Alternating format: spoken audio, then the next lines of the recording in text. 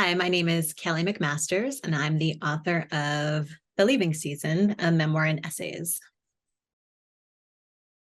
I left the city and moved to the country to a beautiful rural spot, had a gorgeous farmhouse, was raising two small children, opened a bookshop. It sounds completely bucolic and perfect, and in many ways it was.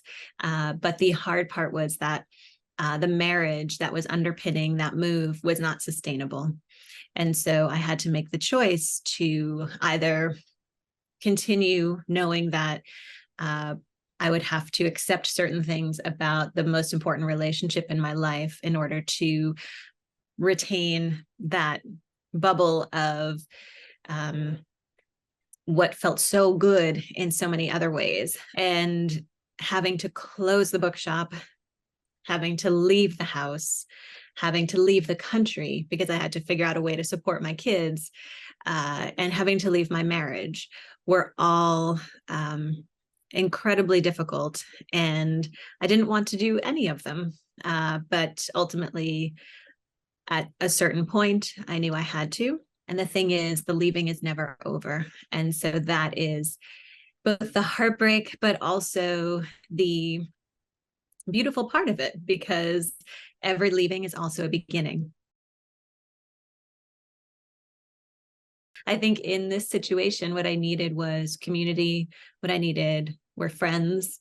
And really, only when I started accepting help and sharing what was actually happening in my life with other people was I able to even begin to get through it, because it's a very lonely process.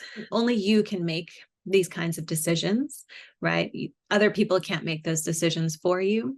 But once you've made the decision, it really helps to build a network of people you trust, people that you can talk to and share all of the emotions and experiences, because so much of it, you just feel like I must be the only person going through this. And that is absolutely not the truth. And whether it is leaving a marriage or leaving a job, other folks will be able to understand and be compassionate and help you be compassionate with yourself. So I had this list. I kept thinking, if I could just run one more mile, if I could just get tenure, if I could just have, $100 more in my bank account, all of these things that were external, that I thought, if only these things happen, then my life will be perfect. And what I came to realize was, as I was sort of forecasting and waiting and kind of holding my breath and waiting for things to be perfect again, my kids were experiencing their childhood. And there's no stopping that. I think the hardest part of this entire process was leaving the home that I had dreamt about. This was the home of my dreams. Of course, it wasn't, for important reasons, but the image of it was. And where we ended up, which was a small apartment in suburbia, that was not my dream. And that was not the home that I imagined I would be raising my children in. But it was where I was raising my children. And what they will remember is the card games around the table.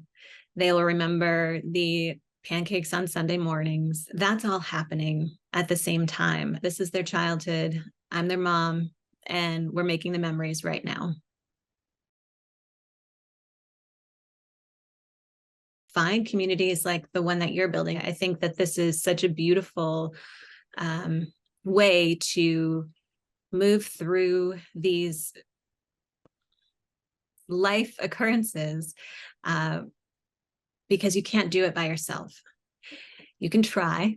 I tried, and I can tell you from experience, it's so much better when you feel that you are alongside someone who's rooting for you. I was very lucky that my parents were incredibly supportive. I now have a really beautiful network of friends and single parents, and realizing that it's okay to let people see you fail, and let people see the vulnerable parts. And obviously, always protect yourself.